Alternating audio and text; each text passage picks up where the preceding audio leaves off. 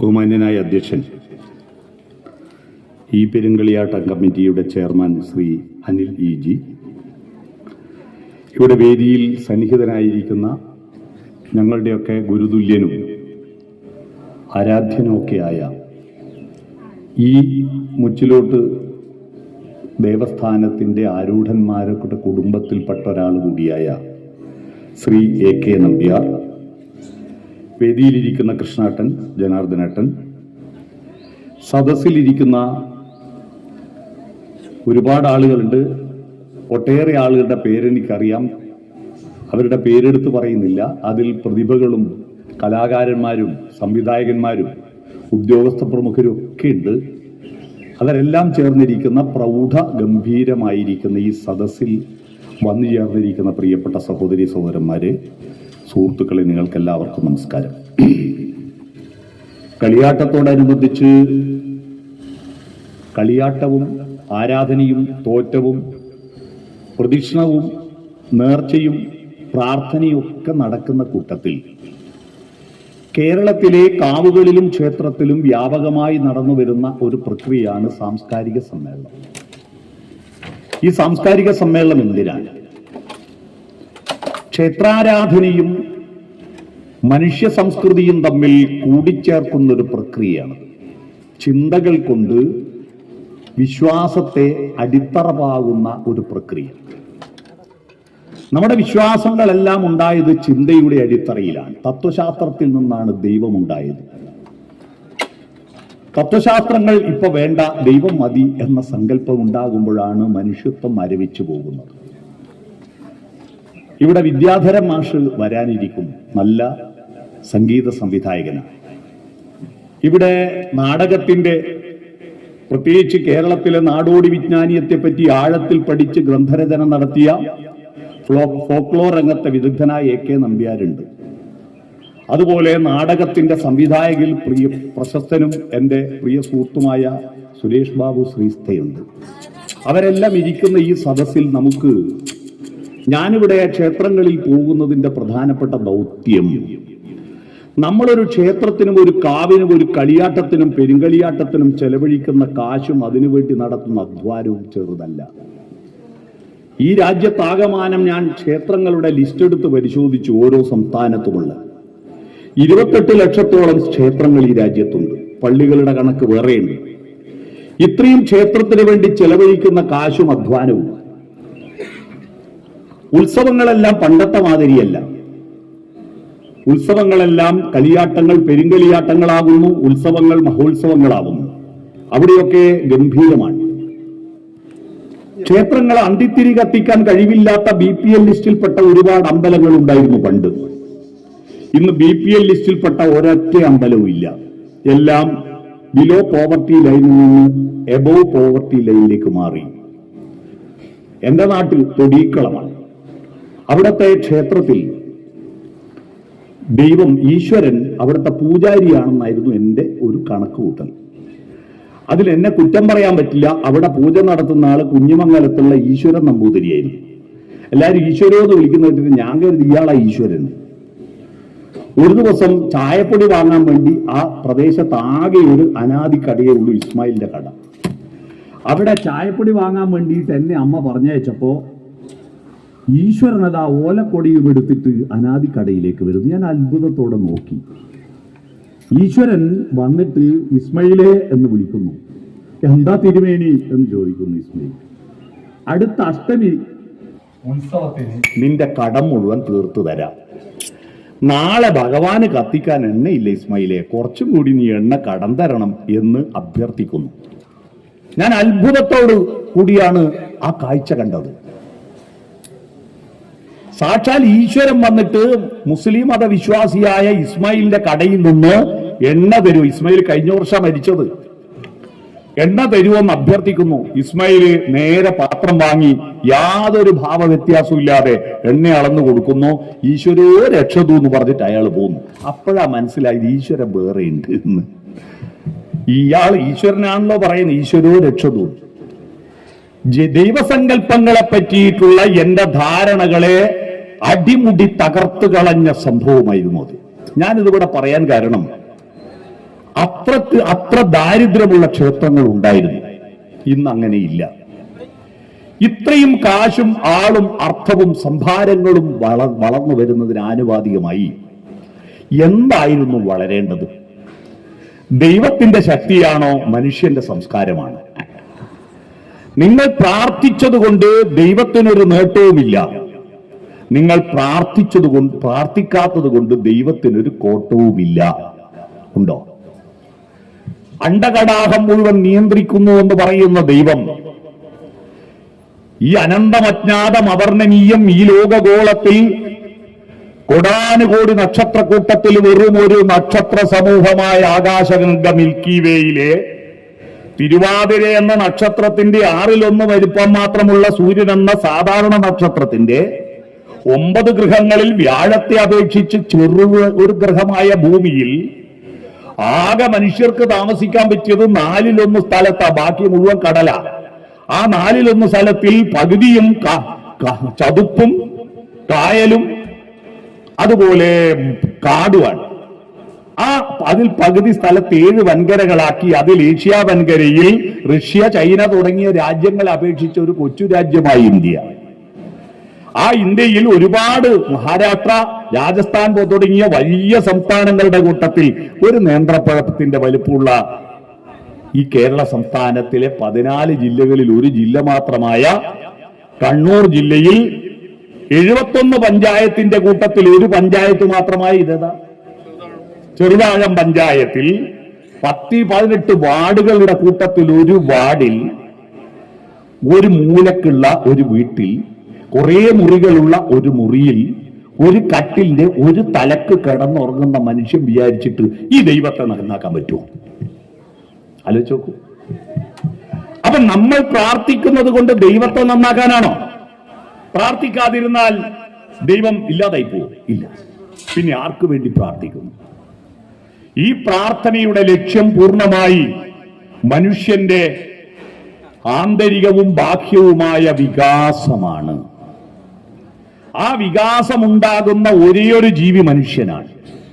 പക്ഷിമൃഗാദികൾക്ക് ഒരു വികാസം പ്ലസ് ഇല്ല.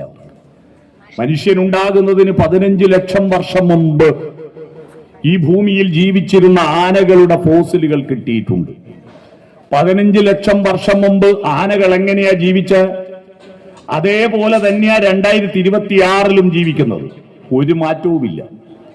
തൃശൂർ പൂരത്തിന് വടക്കുന്നാഥന്റെ ഗോപുരക്കെട്ടിന് മുന്നിൽ പാറമേക്കാവിലിന്റെ 30 തിരുവമ്പാടിയുടെ 30 കുടമാറ്റത്തിന് അണിനിരക്കുമ്പോൾ അത് കാണാൻ കേരളത്തിലെ ഒരു 5 ലക്ഷം ആണുങ്ങളും പെണ്ണുങ്ങളും ഒത്തുചേർന്നിട്ട് കാണാൻ പോയിരിക്കും. ഇത്ര ആള് നോക്കി നിൽക്കുന്നുണ്ടല്ലോ. ഒരു പിടിയാനക്ക് ഇതുവരെ ഒരു പാവാട ഉടുക്കണമെന്നോ ഒരു കൊമ്പനാനക്ക് ഒരു ട്രൗസർ ഉടുക്കണമെന്നുള്ള ചിന്ത ഇതുവരെ ഉണ്ടായിട്ടില്ല. അന്നും ഇന്നും എന്നും ഒരുപോലെ ജീവിക്കുന്നു പക്ഷിമൃഗാദികൾ. എന്ന മനുഷ്യൻ സനാതനാനുക്രമ വികാസമുള്ളവരാണ് മനുഷ്യൻ. അത് പ്രപഞ്ചവും അങ്ങനെയാണ്. പ്രപഞ്ചം നിരന്തരം വികസിച്ചുകൊണ്ടിരിക്കുന്നു. പണിഞ്ഞിട്ടും പണി തീരാത്തൊരു പ്രപഞ്ചമന്ദിരമേ എന്ന് വയലാറ് നീലഗിരിയുടെ സഖികളെ എന്ന പാട്ടിൽ പറഞ്ഞത് അതാണ്. നിരന്തരം വികസിച്ചുകൊണ്ടിരിക്കുന്ന പ്രപഞ്ചത്തെക്കുറിച്ച് ജി ശങ്കരക്കുറുപ്പ് വിശ്വദർശനം എന്ന കവിതയിൽ തുടക്കത്തിൽ തന്നെ പറഞ്ഞിരിക്കുന്നു. ഈ വികാസത്തെ ഏറ്റുവാങ്ങുന്നവനും ആ വികാസം തിരിച്ചറിയുന്നവനുമാണ് മനുഷ്യൻ. മനുഷ്യൻ എങ്ങനെയാണ് പക്ഷിമൃഗാദികളിൽ നിന്ന് വ്യത്യസ്തനായത്? അവന്റെ ഉള്ളിൽ ഒരു പ്രകാശമുണ്ടായതാണ്. അതുകൊണ്ട് മനുഷ്യരുടെ ആദ്യത്തെ പ്രാർത്ഥന എന്താണ്? ഭാരതത്തിലെ ആദ്യത്തെ പ്രാർത്ഥന എന്താണ്? ആദ്യത്തെ പ്രാർത്ഥന ഓം നമഃശിവായ, ഓം നാരായണായ, ശരണമയ്യപ്പ, ഗംഗണപതി നമഃ എന്നൊന്നുമല്ല. ആ പ്രാർത്ഥന ഉണ്ടാകുന്ന അത് ഏതെങ്കിലും ഒരു മതത്തിൻ്റെതല്ല. കാരണം ആ പ്രാർത്ഥനയുള്ള കാലത്ത് ഹിന്ദു മതമില്ല, ഇസ്ലാം മതമില്ല, ക്രിസ്തു മതമില്ല. മനുഷ്യരേ ഉള്ളൂ. ആ പ്രാർത്ഥനയെക്കുറിച്ച് മനോഹരമായ ഒരു പാട്ടുണ്ട് മലയാള സിനിമയിൽ. ആ പാട്ട് പാടുമ്പോൾ ആ പ്രാർത്ഥന നിങ്ങൾക്ക് ഓർമ്മ വരുന്നുണ്ടെങ്കിൽ എൻ്റെ കൂടെ പാടണം. ഞാൻ കൈകൊണ്ട് കാണിക്കുന്നു.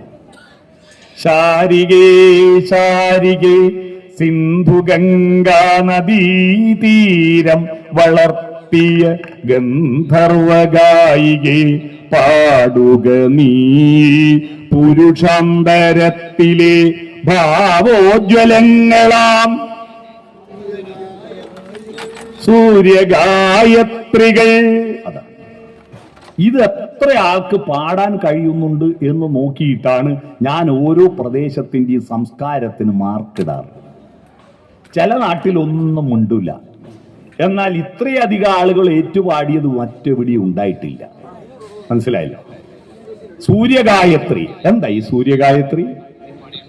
സങ്കല്പ ദൈവത്തെയല്ല, പ്രത്യക്ഷ ദൈവത്തെയാണ് ആദ്യം പ്രാർത്ഥിച്ചത്. ശ്രീരാമൻ പ്രാർത്ഥിച്ച ദൈവം അതാണ്. ശ്രീരാമൻ ഒരമ്പലത്തിലും പോയിട്ടില്ല. രാമായണത്തിൽ ഇവിടെയും കൊണ്ടു രാമൻ അമ്പലത്തിൽ തൊഴാൻ പോയത്. ശ്രീരാമൻ പ്രാർത്ഥിച്ചത് 3 ദൈവങ്ങളെയാണ്. ഒന്ന്, വനയാത്രയ്ക്ക് ശൃംഗിവേരം എന്ന കാനന രാജ്യത്തിലേക്ക് കടക്കാൻ ഗംഗാതടം കടക്കണം. ഗംഗ കടക്കാൻ വേണ്ടി ഗംഗയെ പ്രാർത്ഥിക്കുന്നുണ്ട്, പുഴയെ പ്രാർത്ഥിക്കുന്നു. രണ്ടാമത് പ്രാർത്ഥിക്കുന്നത് ലങ്കയിലേക്ക് സീതാന്വേഷണത്തിന് പോകാനായിട്ട് കടൽ കടക്കണം. കടലിനെ പ്രാർത്ഥിക്കുന്നു. കടല് വരുണദേവനാണ്. വരുണദേവനെ പ്രാർത്ഥിക്കുന്നു. അദ്ദേഹം പ്രാർത്ഥിച്ച സ്ഥലമാണ് രാമേശ്വരം എന്നറിയപ്പെടുന്നത്. മൂന്നാമത് പ്രാർത്ഥിക്കുന്നത് രാവണവധം നടത്താൻ വേണ്ടി ഒരു വിധത്തിലും കൊല്ലാൻ പറ്റുന്നില്ല. ബ്രഹ്മാവിന്റെ വരദാന ശക്തിയുള്ളത് കൊണ്ട് രാവണന്റെ തലകൾ പലവട്ടം അറുത്തിട്ടും രാവണൻ മരിക്കുന്നില്ല. ബ്രഹ്മാവാണ് ഈ കുഴപ്പം മുഴുവൻ ഉണ്ടാക്കുക. ആരെങ്കിലും കാലിന്റെ മടമ്പ് കൊണ്ടേ കുറവുമ്പിൽ വെച്ചിട്ട് ഇങ്ങനെ കുറെ നിൽക്കുമ്പോൾ അപ്പാട് വരും, വരവും കൊടുത്തങ്ങ് പോകും. പിന്നെ ബാക്കിയുള്ള ആൾ അതിനെ കൊണ്ട് കെട്ടി ഞേലണം. മനസ്സിലായോ? ഇതാണ് ബ്രഹ്മാവിന്റെ ഒരു. അതുകൊണ്ടായിരിക്കാം ബ്രഹ്മാവിനെ ആരും പൂജിക്കുന്നില്ല. അപ്പൊ ഒരു വിധത്തിലും മരിക്കാഞ്ഞപ്പോ ഇദ്ദേഹത്തിന്റെ ഗോഡ്ഫാദർ വരുന്നു. ആരുടെ? ആര്യവംശത്തിന്റെ ഗോഡ്ഫാദർ അഗസ്ത്യമുനിയാണ്. അഗസ്ത്യമുനി വന്നിട്ട് പറയുന്നു, നീ പ്രാർത്ഥിക്കൂ. ആരെ? ഭഗവതിയാണോ? വിഷ്ണുവിനെയാണോ? ശിവനെയാണോ? അല്ല, ആദിത്യ ഹൃദയം ചൊല്ലാൻ പറയുന്നു. ആദിത്യ ഹൃദയ മന്ത്രം. സന്താപനാശകരായ നമോ നമ, അന്ധകാരാന്തകായ തേ നമോ നമ, ചിന്താമണേ ചിദാനന്ദായ തേ നമ, നീഹാരനാശകരായ നമോ നമ, ശാന്തായ രൗദ്രായ സൗമ്യായ ഘോരായ കാന്തിമതാം കാന്തി രൂപായ തേ നമ, സ്ഥാവര ജംഗമാചാര്യായ തേ നമ, ലോകായ വിശ്വൈക സാക്ഷണതേ നമ. ഇത്തമാദിത്യ ഹൃദയം ജപിച്ചു നീ ശത്രുക്ഷയം വരുത്തിയിടുക സത്വരം എന്ന് അഗസ്ത്യൻ പറഞ്ഞിട്ട് സൂര്യനെ പ്രാർത്ഥിക്കുന്നു. ആ സൂര്യനെ പ്രത്യക്ഷമായ ദൈവം. ആ സൂര്യനോട് എന്താ പ്രാർത്ഥിച്ചത് അടുത്ത വയലാറിന്റെ അടുത്ത പാട്ടിലുണ്ട് ആ പ്രാർത്ഥന. ഇത് സൂര്യഗായത്രിയെ പറ്റി പറയുന്നേ ഉള്ളൂ. പത്മതീർത്ഥമേ ഉണരു, മാനസ പത്മതീർത്ഥമേ ഉണരു, അഗ്നിരഥത്തിലുദിക്കുമുഷസ്സിൻ അർഘ്യം നൽകൂ, ഗന്ധർവസ്വര ഗംഗയൊഴുകൂ, ഗായത്രികൾ പാടൂ. ഓം സത്സവിതുർവരണ്യം ഭർഗോ ദേവസ്യ ധീമഹി ധിയോ യോ ന പ്രചോദയാത്. എന്താണ് ഈ ഓം എന്ന് പറഞ്ഞാൽ? ഈ ഓംകാരമൊക്കെ കണ്ട കക്കൂസുമ്മലും കണ്ട ചുമരുമല്ല എഴുതി വെക്കുന്നവർക്ക് ഇതിന്റെ അർത്ഥം അറിയാമോ? അർത്ഥം പോയിട്ട് തിരുവനന്തപുരത്തെ തൃശ്ശൂരുള്ള വേദാന്ത കോളേജിൽ ഉപനിഷത്തുകളും ഭഗവത്ഗീതയും എന്ന ഒരു സെമിനാറിൽ ഒരു വിഷയം അവതരിപ്പിക്കാൻ എന്നെയും വിളിച്ചു. ആ വിഷയം അവതരിപ്പിക്കാൻ പോയപ്പോ സദസ്സിലെല്ലാം സ്വാമിമാർ ഇരിക്കുന്നു. നമ്മളാണെങ്കിൽ അല്പബുദ്ധി, ഇവരോടൊന്ന് പറയാൻ.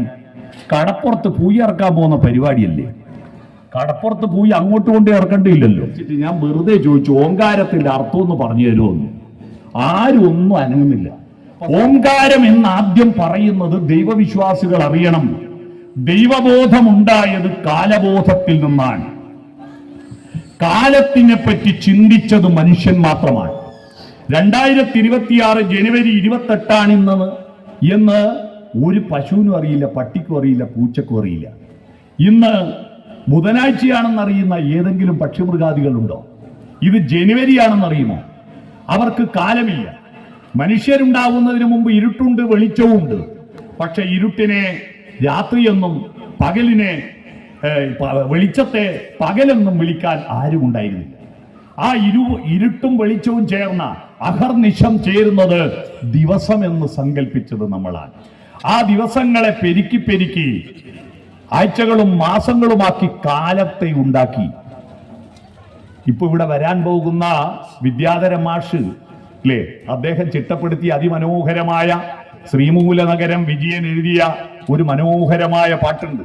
മലയാള ഭാഷയിലെ ആദ്യാക്ഷരപ്രാസത്തിന്റെ സുന്ദരമായ ഉദാഹരണമാണ് കകാരങ്ങളുടെ ആവർത്തനം വരുന്ന കൽപ്പാന്തകാലത്തോളം കാതരേ നീയൻ മുന്നിൽ കൽഹാരഹാരവുമായി നിൽക്കും. കല്യാണരൂപനാകും കണ്ണന്റെ കരളിനെ കവർന്ന രാധികയെ പോലെ, കവർന്ന രാധികയെ പോലെ എന്ന പാട്ടില്ലേ, അതിലെല്ലാം കർപ്പൂരമെരിയുന്ന കതിർമണ്ഡപം. എന്താ ഈ കൽപ്പാന്തകാലം? കൽപ്പം എന്ന് പറഞ്ഞാൽ 432 കോടി വർഷങ്ങൾ ചേർന്നതാണ് ഒരു കൽപ്പം. ബ്രഹ്മാവിന്റെ ഒരു പകല്, ബ്രഹ്മാവിന്റെ ഒരു പകല്, ഒരു കൽപ്പം. ഈ കൽപ്പമെന്നും ഒക്കെ മുറിച്ചതാരാ? മനുഷ്യൻ വരുന്നതിന് മുമ്പ് കലണ്ടർ ഉണ്ടോ? ഇല്ല. കലണ്ടർ, ചന്ദ്രൻ കറുത്തവാവും കഴിഞ്ഞിട്ട് ആദ്യം ചന്ദ്രക്കല കാണുന്ന ദിവസമാണ് ഗ്രീക്കുകാർ കണക്കെഴുതുക. ഗ്രീക്ക് ഭാഷയിൽ കണക്ക്, ലാറ്റിൻ ഭാഷയിൽ കണക്കിന് പറയുക കലന്ത എന്നാണ്. കണക്കെഴുതുന്ന ദിവസം അതാണ് മാസം 1. ആ മാസവും നിന്റെ ഒരു ചാർട്ട് ഉണ്ടാക്കിയപ്പോ അതിന്റെ പേര് കലണ്ടർ. അതാ കലണ്ടറായത്. നമുക്ക് കലണ്ടർ ഉണ്ടായത് എപ്പോഴാണ്? ഒരു കലണ്ടർ ഉണ്ട്, അറിയാവോ? മലയാളിക്ക് സ്വന്തമായ ഒരു കലണ്ടർ ഉണ്ട്. നമ്മൾ ഉപയോഗിക്കുന്ന ഈ കലണ്ടർ നമ്മുടെ നാട്ടിലല്ല. മലയാളി ഉപയോഗിക്കുന്ന കലണ്ടർ സംക്രമ വിഷു പക്ഷി, സംവത്സര പക്ഷി, പൊന്മണി ചുണ്ടിനാൽ കാലത്തിൻ ചുമരിലെ പുഷ്പപഞ്ചാംഗങ്ങൾ മാറ്റി നീ എത്ര പുഷ്പപഞ്ചാംഗങ്ങൾ മാറ്റി എന്ന് കേട്ടിട്ടില്ലേ? പഞ്ചാംഗം 1200 കൊല്ലായിട്ട് നമുക്ക് കലണ്ടർ ഉണ്ടായിട്ട്. അതുകൊണ്ടാ കൊല്ലവർഷം 1201 അല്ലേ? 1201 വർഷമായി. ഞാൻ പറഞ്ഞു വന്നത് കാലത്തെ മുറിക്കാൻ തുടങ്ങിയപ്പോഴാണ് ഇതുണ്ടായതാണ് എന്ന സങ്കല്പം ഉണ്ടായി. അപ്പൊ ഭൂതമുണ്ടായി. കഴിഞ്ഞുപോയ കാലം ഭൂതം. പ്രേതങ്ങളെ ഭൂതം എന്ന് വിളിക്കുന്നില്ലേ? ഭൂതം എന്ന് പറഞ്ഞാൽ മരണം ഭൂതമായത്, സംഭവിച്ചതിന് ശേഷം എണീറ്റ് നടക്കുന്ന വിദ്വാന്മാരെയാണെന്ന് പറയാ ഭൂതങ്ങൾ. മരണം സംഭവിച്ചിട്ട് എഴുന്നേറ്റ് നടക്കുന്നത്. ഇപ്പം നാട്ടിൽ പ്രേതങ്ങളില്ല. ഞങ്ങളൊക്കെ ചെറുപ്പത്തിൽ ഇഷ്ടം പോലെ പ്രേതം ഉണ്ടായിരുന്നു. ആവാഹന, ഒഴിപ്പിക്കലും മന്ത്രിച്ചു കെട്ടലുണ്ടായിരുന്നു. കരണ്ട് വന്നതോടുകൂടി ഈ പ്രേതങ്ങളെല്ലാം ആകാശത്തൂടിയാ പോവുക. നാട്ടിലാകെ ലൈന് വലിച്ചിട്ട് എല്ലാം ലൈന് തട്ടി ചത്തുപോയതാന്ന് തോന്നുന്നു. ഇപ്പൊ പ്രേതങ്ങൾ നാട്ടിലില്ല. ഞാൻ പറഞ്ഞു വന്നത് പ്രേതങ്ങളെ ഭൂതങ്ങൾ എന്ന് പറയുന്നത് മരണം സംഭവിച്ചത് കൊണ്ടാണ് ഭൂതം. ഭൂതം എന്ന് പറഞ്ഞാൽ സംഭവിച്ചത്. പഞ്ചഭൂതങ്ങൾ ഇവിടെ ഉണ്ടായത്. അപ്പൊ ഉണ്ടാണെങ്കിൽ ഉണ്ടാക്കണ്ടേ ആരെങ്കിലും എന്ന ചിന്തയുണ്ടായപ്പോഴാ ദൈവസങ്കല്പം ഉണ്ടായത്. ഉണ്ടാക്കണ്ടേ? കാരണഭൂതൻ, ഇതിനൊക്കെ കാരണക്കാരനായവൻ എന്നതിന് ഹീബ്രു ഭാഷയിൽ എന്ന് പറഞ്ഞാൽ യേശുക്രിസ്തുവിനേക്കാൾ 1000 കൊല്ലം മുമ്പുള്ള ഭാഷയാണ് ഹീബ്രു ഭാഷ. ആ ഹീബ്രു ഭാഷയിൽ കാരണഭൂതൻ എന്ന വാക്കിന് പറയുന്ന പേരാണ് യഹോവ. യഹോവ എന്ന് പറഞ്ഞാൽ കാരണഭൂതൻ. നമ്മുടെ നാട്ടിൽ ബ്രഹ്മത്തെ സൃഷ്ടിച്ചവൻ ബ്രഹ്മാവ്, ഈ കർത്തവ്യം നിർവഹിച്ചവൻ കർത്താവ്. മനസ്സിലായോ? ഇല എന്ന് പറഞ്ഞാൽ പ്രപഞ്ചം, സൃഷ്ടിക്കുന്നത് ആഹ്. പ്രപഞ്ചത്തെ സൃഷ്ടിച്ചവൻ ഇലാഹ്. അദ്ദേഹത്തിനൊരു ശ്രീ ഏർത്തു, ശ്രീക്ക് അൽ എന്ന് പറയും. അത് അൽ ഇലാഹ്, അതാണ് അല്ലാഹു. മനസ്സിലായോ?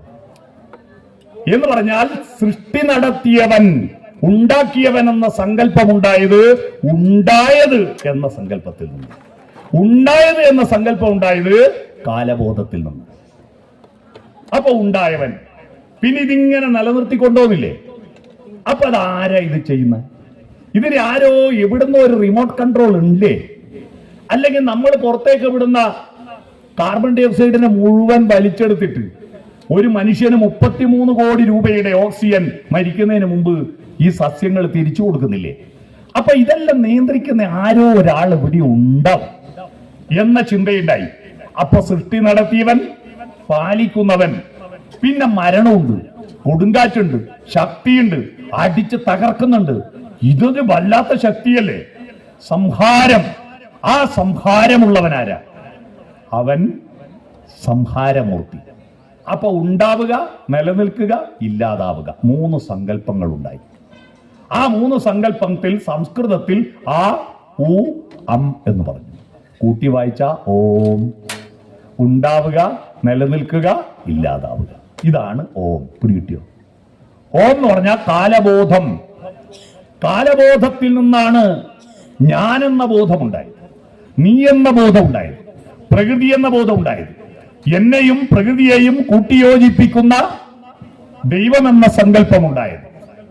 പ്രളയജലത്തിൽ ഉയർന്നു വന്ന കാലബോധത്തെ പറ്റി മറ്റൊരു പാട്ടുണ്ട്, കേട്ടിട്ടുണ്ടോ?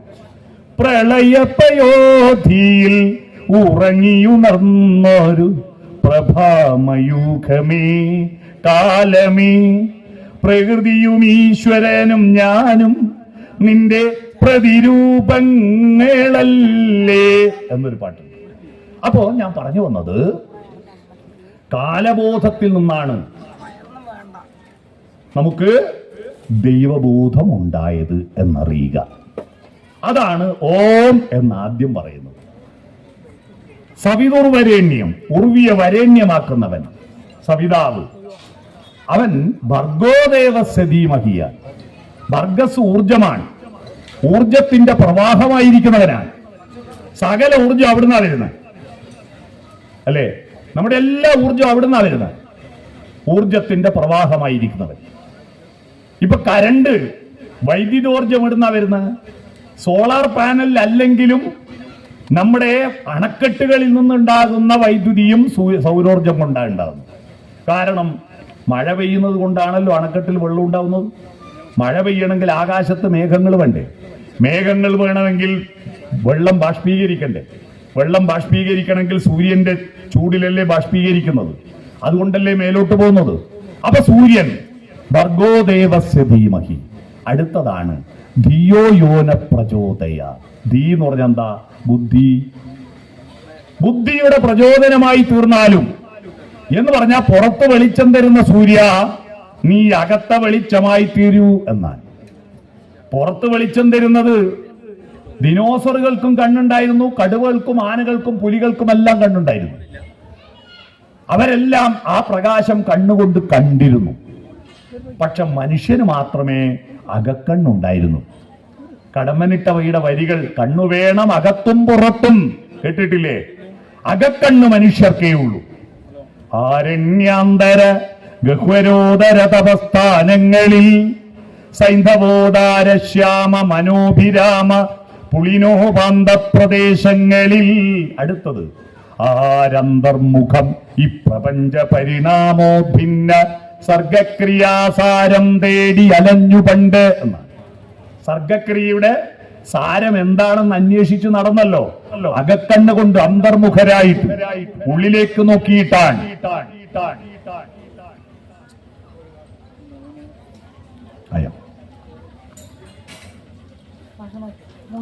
ഹലോ ഹലോ കുറച്ചുകൂടി ഹലോ ഹലോ ഓക്കെ. ഉള്ളിലേക്ക് നോക്കിയിട്ട് അകക്കണ്ണാണ് പ്രധാനം. പക്ഷിമൃഗാദികൾക്കൊന്നും അതില്ലാത്തത് കൊണ്ട് അവർക്കൊന്നും പേരുണ്ടായിരുന്നില്ല. മനുഷ്യൻ വരുന്നതിന് മുമ്പ് ഭൂമിക്ക് ഭൂമിയെന്നോ ആകാശത്തിന് ആകാശമെന്നോ സ്വർഗത്തിന് സ്വർഗമെന്നോ ദൈവത്തിന് ദൈവമെന്നോ പേരുണ്ടായിരുന്നില്ല. ഈ ലോകത്തിൽ സകലതിനും പേരിട്ടത് മനുഷ്യനാണ്. കാട്ടിലെ രാജാവ് ആരാണെന്ന് ചോദിച്ചാൽ 7 വൻകരയിലും സ്കൂളിലെ കുട്ടികളെ പഠിപ്പിച്ചത് സിംഹമാണ് കാട്ടിലെ രാജാവെന്ന്. പക്ഷെ ആ വിവരം ഇന്നോളം ഒരു സിംഹവും അറിയില്ല. അറിഞ്ഞെങ്കിൽ പിറ്റേന്ന് കൊട്ടാരം വേണം, സഞ്ചരിക്കാൻ ഇന്നോവ കാറ് വേണം, എസ്കോർട്ട് വേണം എന്ന് ആവശ്യപ്പെടുമായിരുന്നു. അത് വെറും നിലത്ത് കിടന്നുറങ്ങും. അതിന്റെ ഭക്ഷണം അത് വേട്ടയാടി പിടിച്ചു തിന്നുന്നു. അത് ഇരിക്കുന്ന ഇരിപ്പ് പോലെ നമ്മൾ കസേര ഉണ്ടാക്കും, എന്നിട്ട് പേര് സിംഹാസനം. അതിനൊരു കസേര പോയിട്ട് ഒരു തടുക്ക് വരെയില്ല. ആരാണ് സിംഹത്തെ രാജാവാക്കിയത്? നമ്മളാണ് രാജാവാക്കിയത്. അപ്പൊ ഈ ലോകത്തിന്റെ മുഴുവൻ സ്വത്വബോധം, വ്യതിരിക്തത തിരിച്ചറിഞ്ഞവനാര്? മനുഷ്യനാണ്. ആ വ്യതിരിക്തത തിരിച്ചറിഞ്ഞപ്പോൾ അവനവന്റെ വ്യതിരിക്തതയും തിരിച്ചറിഞ്ഞു. ആ വ്യതിരിക്തതയെ അവതരിപ്പിക്കുവാൻ അവൻ ഭാഷയുണ്ടാക്കി. ആ വ്യതിരിക്തതയെ സർഗാത്മകമാക്കിയപ്പോൾ സൗന്ദര്യമുണ്ടായി, കലകളുണ്ടായി. അപ്പോൾ പുറത്തു വെളിച്ചം തരുന്ന സൂര്യ, നീ അകത്ത വെളിച്ചമായി മാറൂ എന്നതാണ് ആദ്യത്തെ പ്രാർത്ഥന. കുറച്ചുകൂടി എളുപ്പത്തിൽ പറഞ്ഞാൽ, പുറത്ത് വെളിച്ചം തരുന്ന ആളെ കൃഷ്ണൻകുട്ടി എന്നാ പറയാ, അകത്ത് വെളിച്ചം തരുന്ന ആളെ ശിവൻകുട്ടി എന്നാ പറയാ. മനസ്സിലായോ? പുറത്ത് വെളിച്ചം തരുന്ന ഇലക്ട്രിസിറ്റി മന്ത്രിന്റെ പേരെന്താ? കൃഷ്ണൻകുട്ടി. അകത്ത് വെളിച്ചം തരുന്ന വിദ്യാഭ്യാസ മന്ത്രിന്റെ പേരെന്താ? ശിവൻകുട്ടി. മനസ്സിലായി തമ്മിലുള്ള വ്യത്യാസം? ഈ അകത്ത വെളിച്ചത്തിൽ നിന്നാണ് വെളിച്ചം തരുന്നവനെ എന്ന് പ്രാർത്ഥിച്ചത്. ദിവം എന്ന് പറഞ്ഞാൽ പ്രകാശം. ദിവാകരൻ പ്രകാശം കരമായിരിക്കുന്ന സൂര്യൻ. ദിവം തരുന്നവനാരോ അവൻ ദൈവം. പിടികിട്ടിയോ? ദൈവമേ എന്ന് പ്രാർത്ഥിച്ചത് അകത്ത വെളിച്ചം തരുന്നവനെ എന്നാണ്. ആ അകത്ത വെളിച്ചം ഉണ്ടായിട്ട് അതിന്റെ തത്വശാസ്ത്രത്തിന്റെ വികാസമാണ്. നിങ്ങൾ ആലോചിച്ചു നോക്കൂ, എല്ലാ മതഗ്രന്ഥങ്ങളും എന്ന് പറയുന്നതൊന്നും മതത്തിൻ്റെതായിരുന്നില്ല, മനുഷ്യൻ്റെത് മാത്രമായിരുന്നു. അതേതെങ്കിലും ഒരു വൻകരയിലെ ഒരു വിഭാഗം മനുഷ്യരുടേതായിരുന്നില്ല. ലോകത്തിലെ എല്ലാ മനുഷ്യർക്കും അവകാശപ്പെട്ട ഗ്രന്ഥങ്ങൾ പിന്നീട് പുരോഹിതന്മാർ മതങ്ങൾ ഉണ്ടാക്കിയിട്ട് അത് നമ്മളതാന്ന് പറഞ്ഞതാണ്. അല്ലെ? ഖുർആൻ എഴുതുമ്പോൾ മുസ്ലിം മതം ഉണ്ടായിരുന്നില്ല. ബൈബിളിന്റെ കാലത്ത് ക്രിസ്തു മതം ഉണ്ടായിരുന്നില്ല. പഴയ നിയമം എഴുതുമ്പോൾ യഹൂദ മതം ഉണ്ടായിരുന്നില്ല. രാമായണവും മഹാഭാരതവും ഭഗവത്ഗീതയും ഉപനിഷത്തുകളും വേദങ്ങളും എഴുതുമ്പോ ഹിന്ദു മതവും ഉണ്ടായിരുന്നില്ല. ഓരോ നാട്ടിലുള്ള ഒരു പുസ്തകം അന്നാട്ടുകാരുടെ ആധികാരിക ഗ്രന്ഥമായി. ഈ ഗ്രന്ഥങ്ങൾക്ക് പരിഭാഷ വന്നപ്പോ, വിവർത്തനം വന്നപ്പോ എല്ലാറ്റിന്റെയും അർത്ഥം ഒന്നാണെന്ന് തിരിച്ചറിയാൻ കഴിയാതായി പോയതാണ് മനുഷ്യൻ ചെയ്ത വിഡ്ഢിത്തം. ഭഗവത്ഗീത ഖുറാനാണ് എന്ന് പറഞ്ഞാൽ അടിയായി. ഭഗവത്ഗീത ഖുറാനാണ്. ഖുറാൻ എന്ന വാക്കിനർത്ഥം വായിക്കേണ്ടത് എന്നാണ്. ഭഗവത്ഗീത ഖുറാനാണെന്ന് പറഞ്ഞാൽ ഭഗവത്ഗീത വായിക്കണമെന്നാ. പക്ഷേ ഖുറാനാണെന്ന് പറഞ്ഞാൽ അപ്പോ കുഴപ്പമായി, അല്ലേ? ഉത്തരേന്ത്യയിൽ സ്ത്രീകൾ ക്ഷേത്രത്തിൽ പോകുമ്പോൾ, പുറത്ത് ഇറങ്ങുമ്പോൾ ശിരോവസ്ത്രം ധരിക്കും. ഹിന്ദു സ്ത്രീകൾ ശിരോവസ്ത്രം ധരിക്കും. അത് ആ ശിരോവസ്ത്രത്തിന്റെ അറബിയാണ് ഹിജാബ്. ഹിജാബ് ധരിക്കണം എന്ന് പറഞ്ഞാൽ അത് പ്രശ്നമായി. വിവർത്തനവും അർത്ഥവും അറിയാഞ്ഞിട്ടാണ്. ഹിജാബ് എന്ന് പറയുമ്പോൾ വേറെ എന്തുമായി? നമ്മളില്ലേ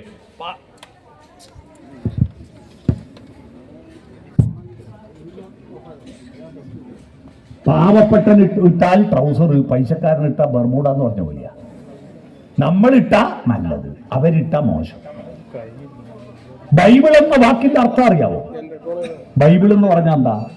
ഹീബ്രു ഭാഷയിൽ പുസ്തകം എന്നാ.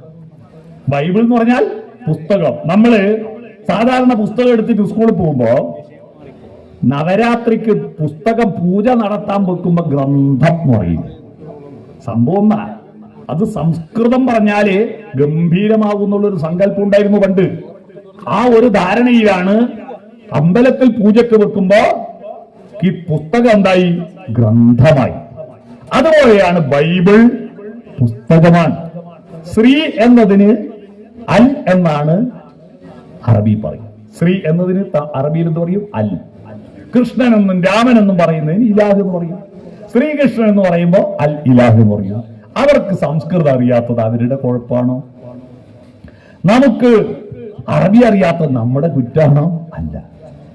അതോടുകൂടി ഈ പ്രപഞ്ചത്തിൽ, ഈ ഭൂമിയിലെ മനുഷ്യരെല്ലാം ഭാഷാന്തരീകരണം വരുന്നതോടുകൂടി, വിവർത്തനം വരുന്നതോടുകൂടി ഈ ഭൂമിയിലെ മതങ്ങൾ തമ്മിലുള്ള വേർതിരിവും ദൈവങ്ങൾ തമ്മിലുള്ള വ്യത്യാസവും ഇല്ലാതായി ഒന്നാവേണ്ടതായിരുന്നു.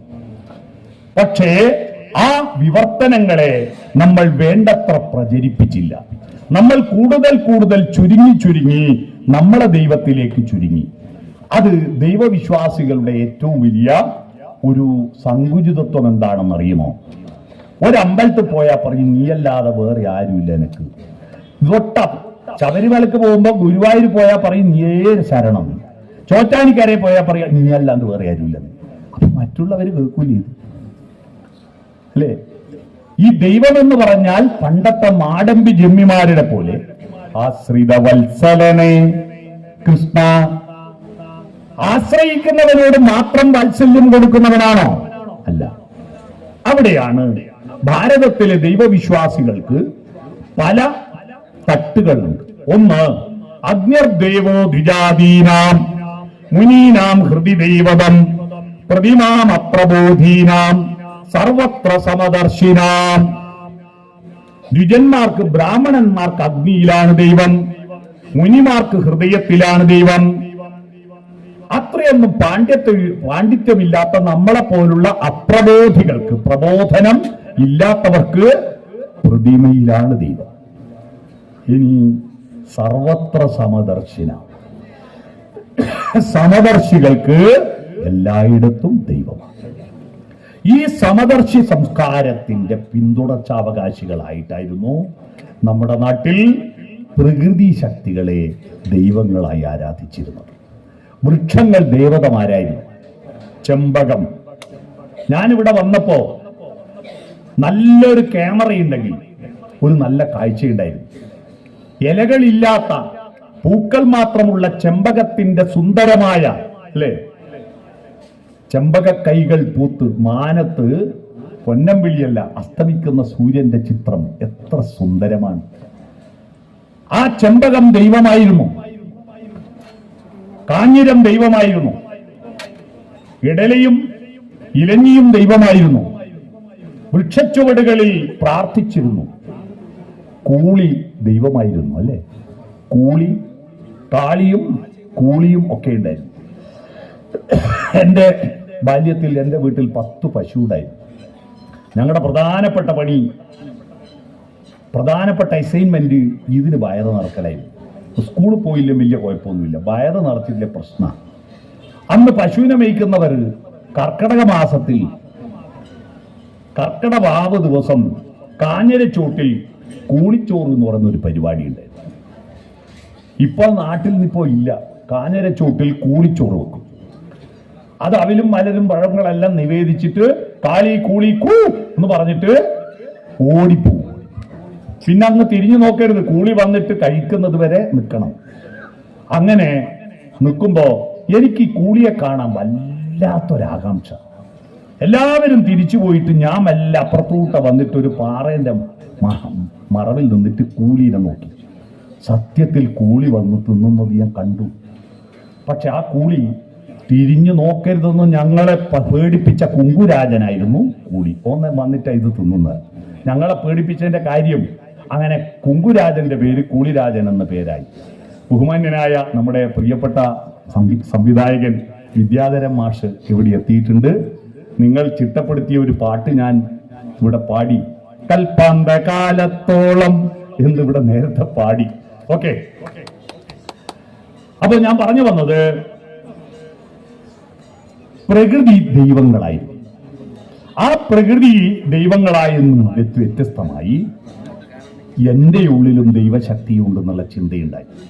വിശേഷപ്പെട്ട മനുഷ്യൻ മനസ്സിനുള്ളിൽ ദൈവമിരുന്നാൽ മനുഷ്യനും ദൈവവും ഒന്ന്. നമ്മുടെ ദക്ഷിണേന്ത്യയിലാണ് വ്യക്തികൾ ദൈവമായി ഉയർത്തപ്പെട്ടത്. ആ ഉയർത്തപ്പെട്ടതെല്ലാം വെറുതെ ഒരാളെ പിടിച്ച് ദൈവമാക്കിയതല്ല, അല്ല ഞാൻ ദൈവമാണെന്ന് സ്വയം അവരോധിക്കപ്പെട്ടതല്ല. അവരിൽ പ്രത്യേകമായ ചില അമാനുഷമായ ചില ചിന്തകളോ കഴിവുകളോ കണ്ടാൽ അവരെ ദൈവമായി ആരാധിക്കാൻ തുടങ്ങി. അങ്ങനെയാണ് കോയമ്പത്തൂരിന്റെയും അട്ടപ്പാടിയുടെയും മധ്യത്തിൽ ഒരു മലയുണ്ട്, മരുതുമല. ആ മരുതുമലയിൽ വിശേഷപ്പെട്ട ബുദ്ധിയുള്ള ഒരു പയ്യനുണ്ടായിരുന്നു. അവന്റെ പേരാണ് മുരുകൻ. അവനാണ് പളനി അണ്ടവനായത്. കീരവാണിയുടെ പാട്ട് കേട്ടിട്ടില്ലേ? മരുതുമലൈ വാണവനേ മുറുകയ്യ, പമ്പയാറിൻ പൊൻപുളിനത്തിൽ പനിമതി പോലൊരു പൈതൽ പന്തളമന്നൻ എടുത്തു വളർത്തി പർവ്വതമുകളിലിരുത്തി. അതാണല്ലോ അയ്യപ്പൻ. ഈ ഒരു ദക്ഷിണേന്ത്യൻ ദ്രാവിഡ പാരമ്പര്യം, അതിൽ ഏറ്റവും നന്നായി ഇപ്പോഴും കാത്തുരക്ഷിക്കുന്ന മലബാറിലെ കാവുകളാണ്. മനുഷ്യ ദൈവമായി ഉയരുന്നു. മുച്ചിലോട്ട് ഭഗവതിയുടെ കളിയാട്ടമാണ് ഇവിടെ നടക്കുന്നത്. മുച്ചിലോട്ട് ഭഗവതിയുടെ കഥയിൽ രണ്ട് പ്രതിരോധങ്ങളും വിപ്ലവങ്ങളുമുണ്ട്. ഒന്ന്, അടുക്കളയിൽ നിന്ന് അരങ്ങത്തേക്ക് സ്ത്രീ വരാൻ തുടങ്ങിയത് 19-ാം നൂറ്റാണ്ടിലാണ്. നമ്പൂതിരി സ്ത്രീകൾ പുറത്തു കയറി അഭിപ്രായം പറയാനും വേദാന്ത ചർച്ച ചെയ്യാനും സ്വാതന്ത്ര്യമില്ലാതിരുന്ന മറക്കുടക്കുള്ളിലെ മഹാനരകങ്ങളായിരുന്ന ഈ സ്ത്രീകൾ ബ്രാഹ്മണരെ തർക്കശാസ്ത്രത്തിൽ തോൽപ്പിക്കുന്നു. തോൽപ്പിക്കുന്നു. അപ്പൊ സ്ത്രീ വേദം പഠിക്കുന്നു, സ്ത്രീ തർക്കം നടത്തുന്നു. ആ തർക്കത്തിൽ കുയുക്തി അവതരിപ്പിച്ച് തർക്കത്തിൽ തോൽപ്പിക്കാൻ ശ്രമിച്ചപ്പോൾ അതിനും കൃത്യമായി മറുപടി പറഞ്ഞപ്പോ മറുപടിയെ പിടിച്ച് തർക്കിച്ചിട്ടാണ് അവളെ ശിക്ഷിക്കുന്നത്. ആര്? ബ്രാഹ്മണ സമൂഹം. അപ്പോ ഒന്ന് സ്ത്രീ വിമോചനം, രണ്ട് അറിവ്. അറിവ് അങ്ങനെ കെട്ടിപ്പൂട്ടി വെക്കാനുള്ളതല്ല. നമ്മുടെ രാജ്യം നിങ്ങൾ നോക്കൂ. അറിവിന്റെ കാര്യത്തിൽ വിദേശികൾ പണ്ട് ഷേക്സ്പിയറൻ നാടകങ്ങൾ എഴുതുന്നതിനേക്കാൾ മുമ്പേ ഇംഗ്ലീഷിൽ ഒരു ചൊല്ലുണ്ട്, വിസ്ഡം എറൈസ് ഫ്രം ഈസ്റ്റ്. വിവേകം കിഴക്ക് നിന്നാണ് ഉദിക്കുന്നത്. കിഴക്ക് നമ്മളാ. അത് പറയാൻ കാരണം കൊളംബസ് അമേരിക്ക കണ്ടുപിടിക്കുന്നതിന് 1500 കൊല്ലം മുമ്പ് ഇവിടെ യൂണിവേഴ്സിറ്റികൾ ഉണ്ടായിരുന്നു. ആ യൂണിവേഴ്സിറ്റിയിൽ വന്നിട്ട് വിദേശത്തു നിന്ന് ഒരുപാട് ആളുകൾ പഠിച്ചു പോയിരുന്നു. അന്ന് അമേരിക്ക എന്ന് പറഞ്ഞ രാജ്യമില്ല. നമ്മളെ പുരാണത്തിൽ നാരദൻ എന്ന് പറയുന്ന ഒരു സന്യാസി ഉണ്ടല്ലോ, ഋഷി ഉണ്ടല്ലോ, ഉലകം മുഴുവൻ ചുറ്റിയ ആളാണ്. പക്ഷെ ഒരു പുരാണത്തിൽ പോലും നാരദൻ അമേരിക്കയിൽ പോയതില്ല. കാരണം നാരദന്റെ കഥയുണ്ടാകുന്ന കാലത്ത് അമേരിക്ക എന്ന് പറയുന്ന രാജ്യത്തെ പറ്റി അറിവില്ല. അത്രയും പഴക്കമുണ്ട് നമ്മുടെ രാജ്യത്തിന്. അല്ലെ, അമേരിക്കയേക്കാൾ അത്രയും പഴക്കമുണ്ട്. മറ്റൊന്ന് നോക്കൂ, 18 പുരാണങ്ങളിൽ ഞാനിങ്ങനെ പുരാണങ്ങളുടെ പേരുകളുടെ ലിസ്റ്റ് തയ്യാറാക്കിക്കൊണ്ടിരിക്കുക. 33,000 പേര് കിട്ടിക്കഴിഞ്ഞു. ഈ പേരിനെല്ലാം അർത്ഥവുമുണ്ട്.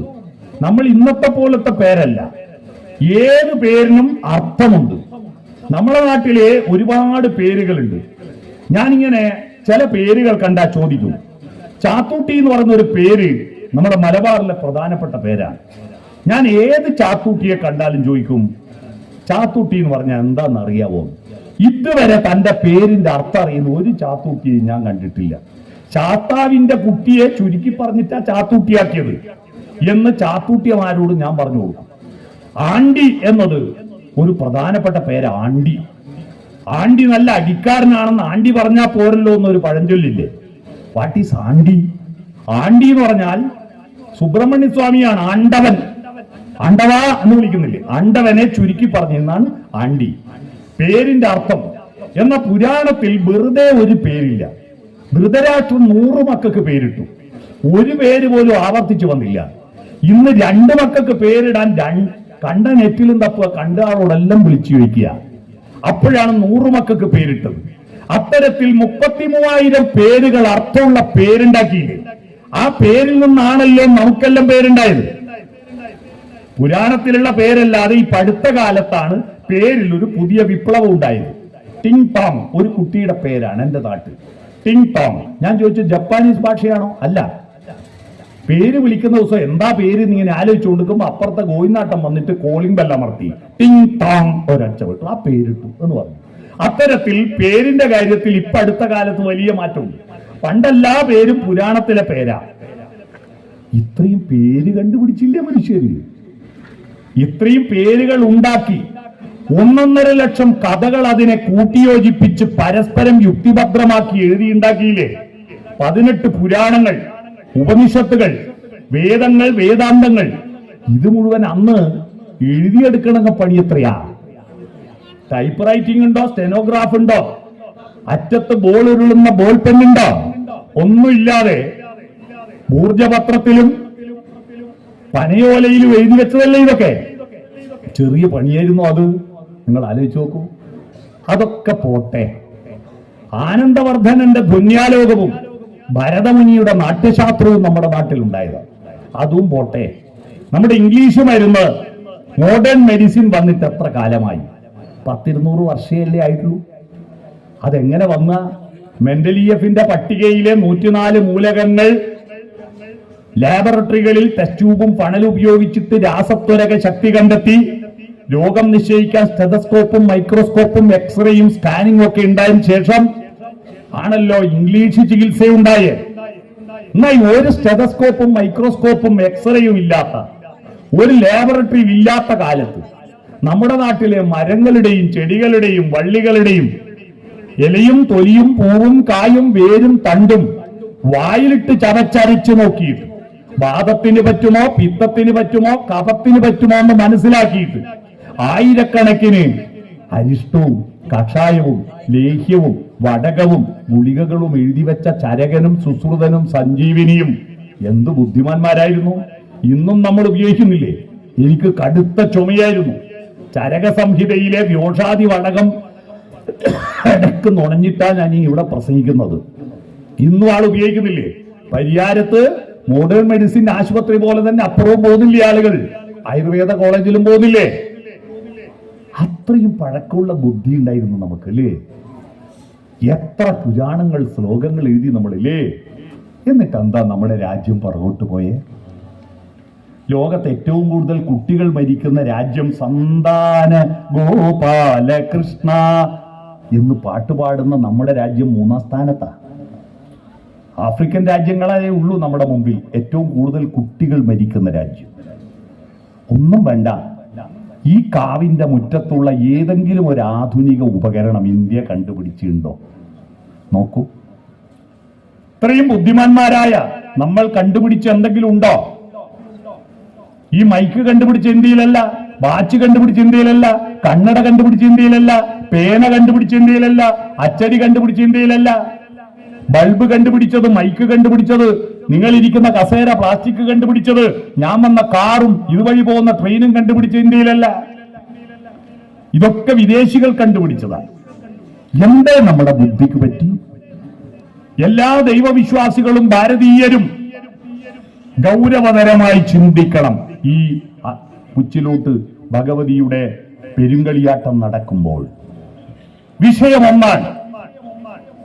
അറിവിന്റെ വികാസമാണ് ദൈവത്തിന്റെ വികാസമെന്ന ചിന്തയെ അറിവിൽ നിന്ന് ഉത്പാദിപ്പിക്കപ്പെട്ട ദൈവം പിന്നീട് ആചാരങ്ങളുടെയും അനുഷ്ഠാനങ്ങളുടെയും തടവറക്കുള്ളിലേക്ക് പോവുകയും അറിവിന്റെ സത്യാന്വേഷണ പ്രക്രിയയെ തടസ്സപ്പെടുത്തുകയും ചെയ്തു. ദൈവത്തിനല്ല ഉത്തരവാദിത്വം. ദൈവത്തിന്റെ ആളുകളാണെന്ന് പറഞ്ഞിരുന്ന പുരോഹിത മതം ശാസനകൾ ഉണ്ടാക്കി.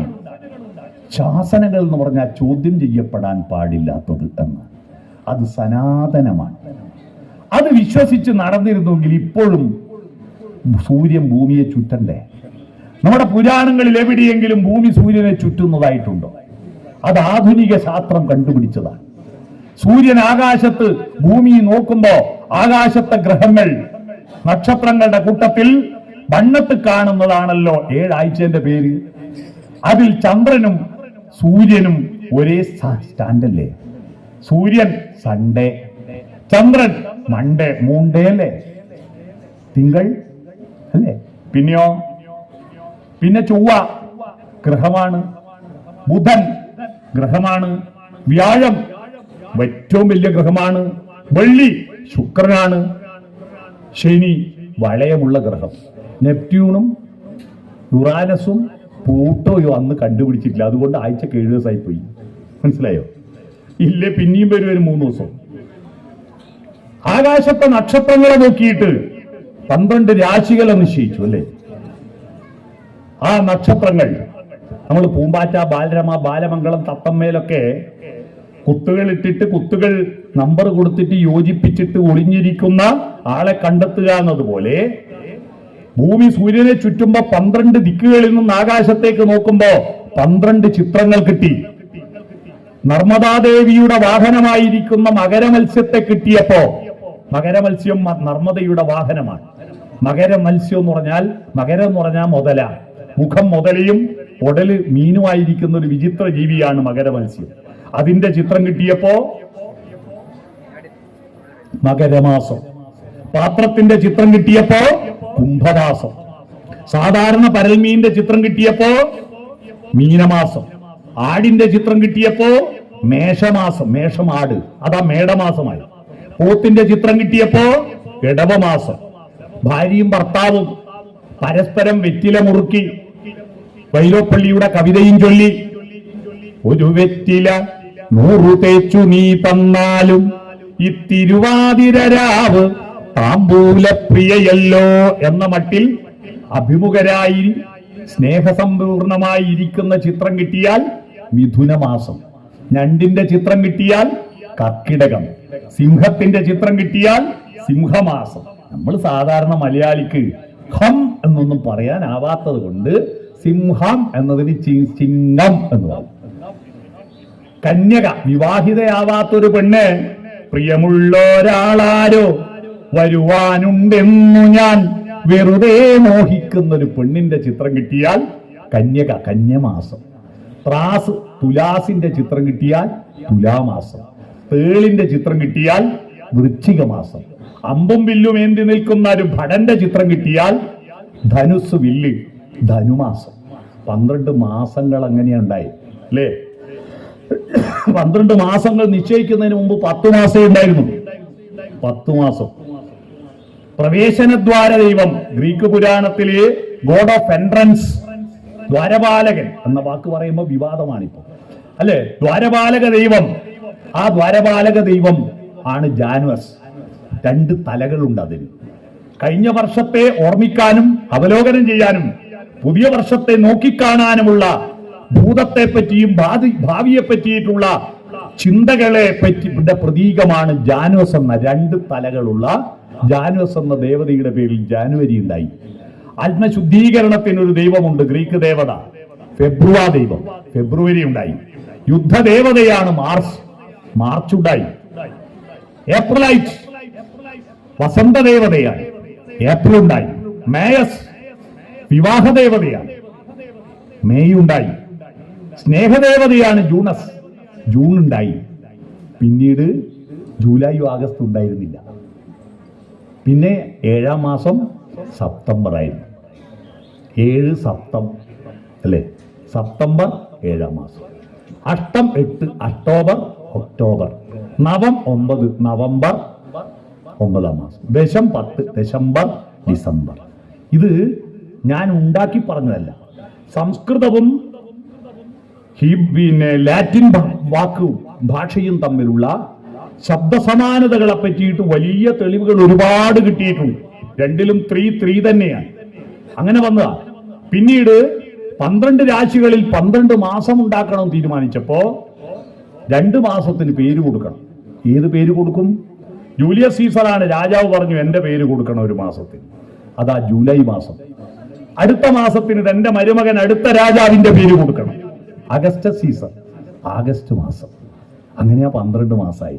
അങ്ങനെയാ സെപ്റ്റംബർ 7-ാം മാസം 9-ാം മാസമായി പോയി. മനസ്സിലായോ?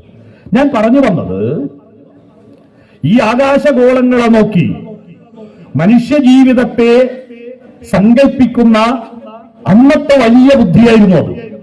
പക്ഷെ ആ ബുദ്ധിയുടെ തുടർച്ചയായിട്ട് ടെലസ്കോപ്പ് വെച്ച് ആകാശത്തെ നിരീക്ഷിക്കുകയും അതിന്റെ ഭാഗമായി നമ്മുടെ ശാസ്ത്രവിധികളിൽ മാറ്റം വരുത്തുകയും ചെയ്യാൻ നമ്മുടെ രാജ്യത്ത് ആളുണ്ടായില്ല. ആളുണ്ടായാലും ധൈര്യമുണ്ടായില്ല. ജാബാല സുവിശേഷം രാമായണത്തിലടക്കമുണ്ട്, പക്ഷെ അത് പറയാൻ ആളില്ല. പ്രതിമയെ ആരാധിക്കുന്നവരാരാണ്? കയ്യിലൊഴിച്ച പായസത്തിൽ പായസം കുടിക്കാതെ അല്പം പായസം കയ്യിലുറ്റിപ്പോയത് അത് മറിഞ്ഞു പോകാതിരിക്കാൻ അതങ്ങ് നക്കുമ്പോ കയ്യിലിരിക്കുന്ന പായസം മുഴുവൻ പുറത്തു പോയ പോലെ ഈ പുറം കൈ നക്കുന്നവനാണ് പ്രതിമയെ ആരാധിക്കുന്നവൻ എന്ന് പറഞ്ഞത് രാമായണത്തിൽ രാമനോട് തർക്കിച്ച ജാബാലയാണ്. അത്തരക്കാർ ഉണ്ടായില്ല, അവരടിച്ചമർത്തപ്പെട്ടു. നമ്മുടെ ദൈവവിശ്വാസത്തിന്റെ സത്യാന്വേഷണ പ്രക്രിയയെ തുടർ പ്രക്രിയയായി കൊണ്ടുപോകുന്നതിൽ നമ്മുടെ രാജ്യം പരാജയപ്പെട്ടു. സത്യാന്വേഷണം ശാസ്ത്രത്തിന്റെ ലോകമാണ്. ആ മതങ്ങളും പ്രവാചകന്മാരും എല്ലാം പറഞ്ഞത് സത്യാന്വേഷണമാണ് നമ്മുടെ ജോലി എന്ന്. അസദിൽ നിന്ന് സത്തിലേക്ക് പോകണം. അസദ് എന്ന് പറയുന്നത് ഈ കാണുന്നതാണ്, ഇതെല്ലാം പോകുന്നതാണ്. സദ്ദായിരിക്കുന്ന സത്യം നിലനിൽക്കും. അസദ് ഇവിടെ ഇപ്പൊ അമ്പലത്തിൽ വരുമ്പോ എല്ലാവരും കുളിച്ചല്ലോ.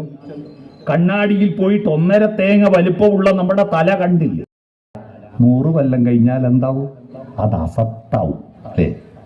എന്റെ പ്രിയപ്പെട്ട ഒരു സുഹൃത്തുണ്ട്, എന്റെ ഗുരുനാഥന്റെ മകനാണ്. അവൻ അച്ഛനെന്ന് പറഞ്ഞ സ്വർഗമാണ്. അച്ഛനെന്ന് പറയുമ്പോൾ മാടിക്കട്ടെ. അവന്റെ അച്ഛൻ മരിച്ചുപോയ വാർത്ത അറിഞ്ഞു തിരക്കിട്ട് അകത്തേക്ക് ഓടുമ്പോ വഴിയിൽ നിന്ന് ഇവൻ എന്റെ കൈപിടിച്ചിട്ട് പറഞ്ഞു, ബോഡി കുളിപ്പിക്കുന്ന. തലേന്ന് വരെ അച്ഛൻ എന്ന് പറഞ്ഞ എത്ര അരുമയോട് പറഞ്ഞ അവൻ ബോഡി എന്നാക്കി. കാരണം ഇതിൻ്റെ അകത്തൊരു സത്തുണ്ടായിരുന്നു, അതങ്ങ് പോയി.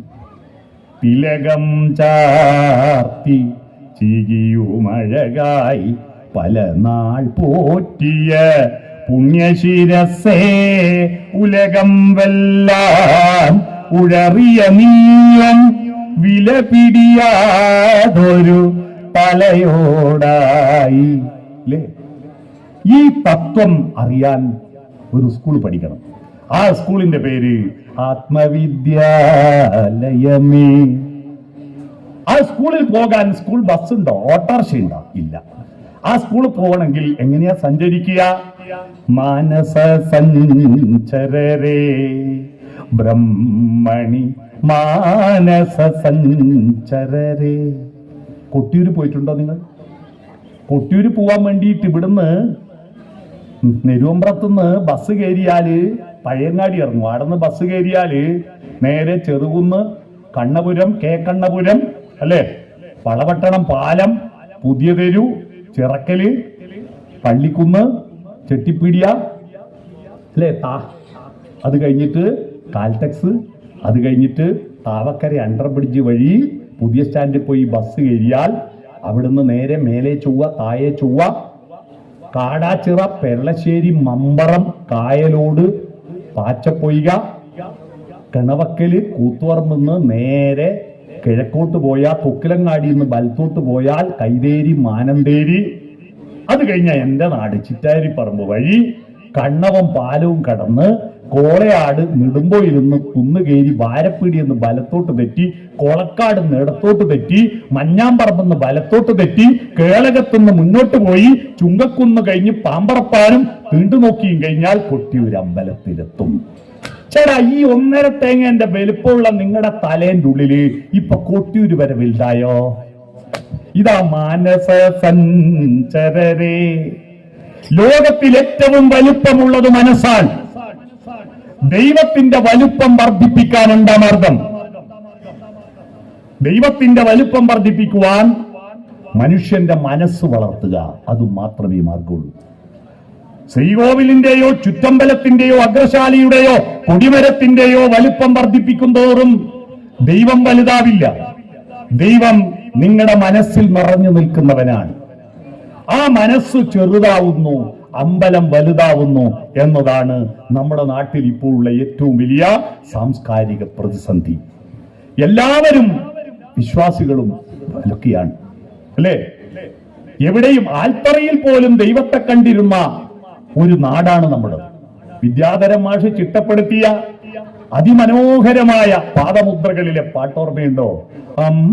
അമ്പലമില്ലാതെ ആൽത്തറയിൽ വാഴും ഓംകാരമൂർത്തി ഓച്ചിറയിൽ അല്ലേ? അങ്ങനെയുള്ള ഈ രാജ്യത്ത് ഇപ്പോൾ വിഗ്രഹത്തിന്റെ പേരിലും ക്ഷേത്രത്തിന്റെ പേരിലും കലാപങ്ങൾ ഉണ്ടാവുന്നു. വെറുപ്പാണ് ദൈവമെന്ന് ആരാണ് പറഞ്ഞത്?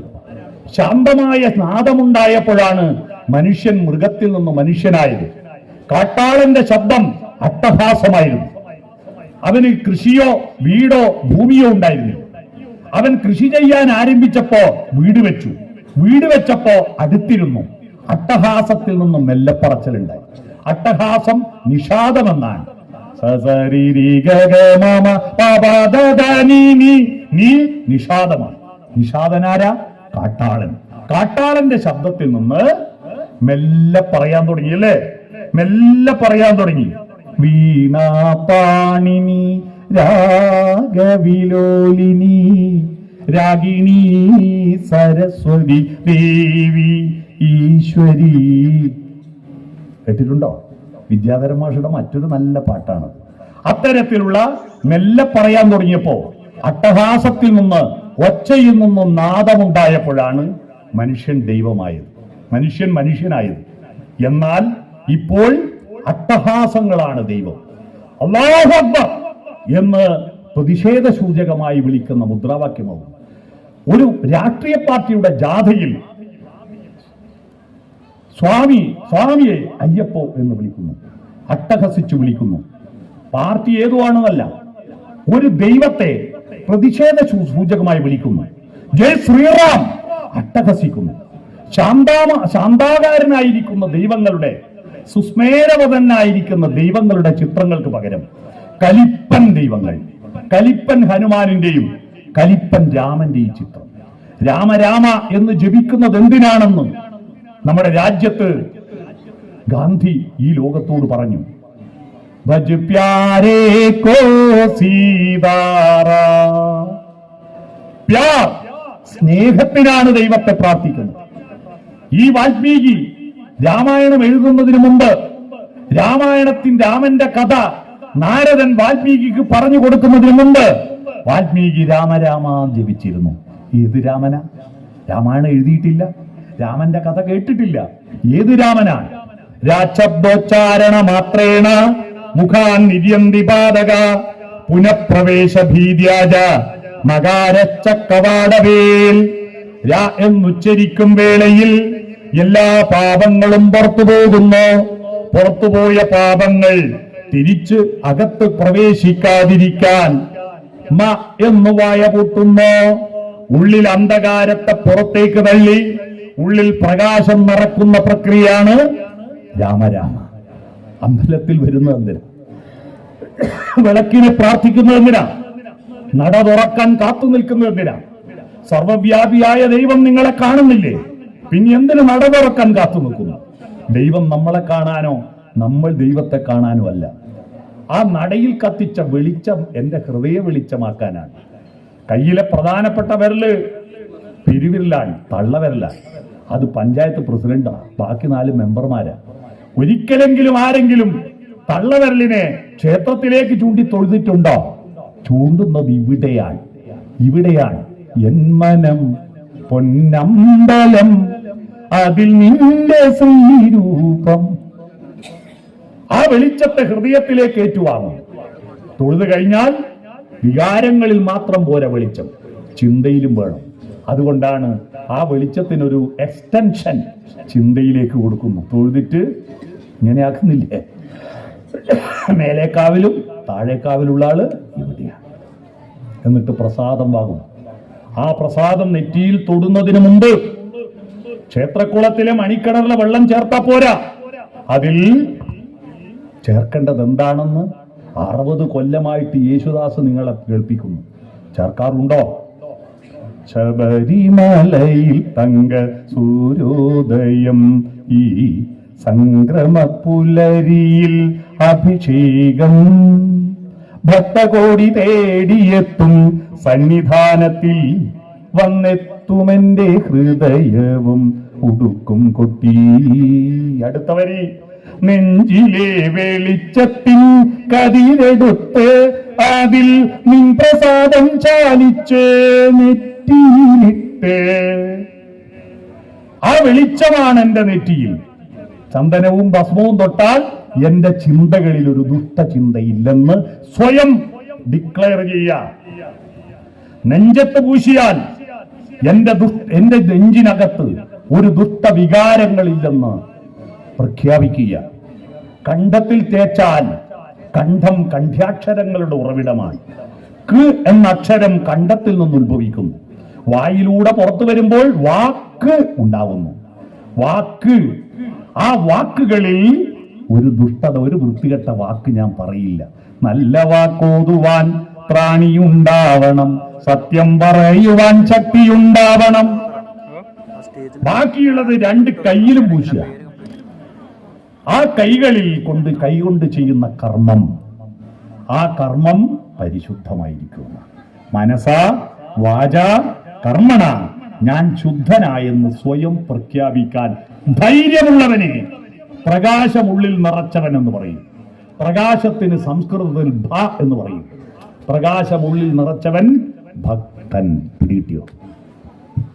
ഭക്തൻ എന്ന് പറഞ്ഞാൽ വഴിപാട് കഴിച്ചവനും ശയനപ്രദക്ഷിണം നടത്തിയവനും ഒന്നും അല്ല ഭക്തൻ. ഉള്ളിൽ വെളിച്ചമുള്ളവനാണ് ഭക്തൻ. ഈ ഉത്സവം നടത്തുന്നത് എന്തിനാ? നമ്മൾ സാധാരണ മൃഗതൃഷ്ണകൾ ഉള്ളവരാണ്. കാമക്രോധ ലോഭ മോഹ മത മത്സര്യങ്ങൾ ഉണ്ടാകും. ആ മൃഗതൃഷ്ണകളിൽ വശംബതരായി ചിലപ്പോൾ അബദ്ധങ്ങൾ ചെയ്തു പോകാം. നമ്മുടെ ഉള്ളിൽ അന്ധകാരം നിറഞ്ഞു പോകാം. ആ അന്ധകാരത്തെ പൂർണ്ണമായി ഇവിടെ സമർപ്പിച്ച് വീണ്ടും വെളിച്ചം നിറച്ച് ചാർജ് തീർന്നിരിക്കുന്ന മൊബൈലിനെ ചാർജ് കുത്തിവെക്കുന്നത് പോലെ ഒരു വർഷത്തെ ഓട്ടത്തിനിടയിൽ നമ്മുടെ നന്മയുടെ, ധർമ്മത്തിന്റെ, സത്യബോധത്തിന്റെ, സ്നേഹത്തിന്റെ ചാർജ് തീർന്നു പോകുമ്പോ ആ ചാർജ് വീണ്ടും ഒന്ന് പുതുക്കി മാനവിക മൂല്യങ്ങളെ ശക്തമായി പിന്തുടരാൻ, സത്യാന്വേഷണത്തെ, കൂടുതൽ സത്യത്തിന്റെ വഴിയിലേക്ക് സഞ്ചരിക്കാൻ എനിക്ക് കരുത്തു കിട്ടുവാൻ വേണ്ടിയിട്ട് ഉത്സവങ്ങളെയും പ്രാർത്ഥനകളെയും ഉപയോഗിച്ചുകൊണ്ട് മുന്നോട്ട് പോവുക. അങ്ങനെ മുന്നോട്ട് പോയാൽ മാ വിദ്യുഷാവഹി, വിദ്വേഷമില്ലാതിരിക്കാൻ എന്ത് വേണം? സഹനാവവതു, ഒരുമിച്ചിരുന്ന് ചർച്ച ചെയ്യണം. ഒരു ശരി, യഥാർത്ഥ ശരിയാവുന്നത് എന്റെ ശരിയും നിന്റെ ശരിയും ഒത്തുചേർന്ന് നമ്മുടെ ശരിയാവുമ്പോഴാണ്. അല്ലാതെ ഞാൻ മാത്രം ശരി എന്ന 6 ശരിയാണ് കഴിഞ്ഞ കൊല്ലം 2025 ഓരോ രാജ്യത്തും രേഖപ്പെടുത്തിയ മർഡർ കേസുകൾ, കൊലപാതക കേസുകൾ ഞാൻ ടോട്ടൽ ചെയ്തപ്പോ 1,86,000 കൊലപാതകം ഈ ഭൂമിയിൽ കഴിഞ്ഞ ഒറ്റ വർഷം കൊണ്ട് നടന്നു. ഏറ്റവും കൂടുതൽ അമ്പലങ്ങളും പള്ളിയും പ്രാർത്ഥിക്കുന്ന ഈ നാട്ടിൽ കേരളത്തിൽ 411 കൊലപാതകങ്ങളാണ് നടന്നത്. എന്തേ? ഒരു കടുവ കൊല്ലുന്നത് തിന്നാനാണ്, മനുഷ്യൻ കൊല്ലുന്നതോ തിന്നാനാണോ? ആലോചിച്ച് നോക്കുക. അപ്പോ എന്തുകൊണ്ടാണ് ഈ ഇത്രയും ക്രൂരത വരുന്നത്? 6 ശരിയാണ്. 6 ശരി എന്താ? 1 ഞാൻ മാത്രം ശരി, 2 എന്റെ ദൈവം മാത്രം ശരി, 3 എന്റെ ജാതി മാത്രം ശരി, 4 എന്റെ മതം മാത്രം ശരി, 5 എന്റെ പാർട്ടി മാത്രം ശരി, 6 എന്റെ രാജ്യം മാത്രം ശരി. ഈ 6 ശരികൾ കൊണ്ടാണ് എല്ലാ തെറ്റും ഉണ്ടാവുന്നത്.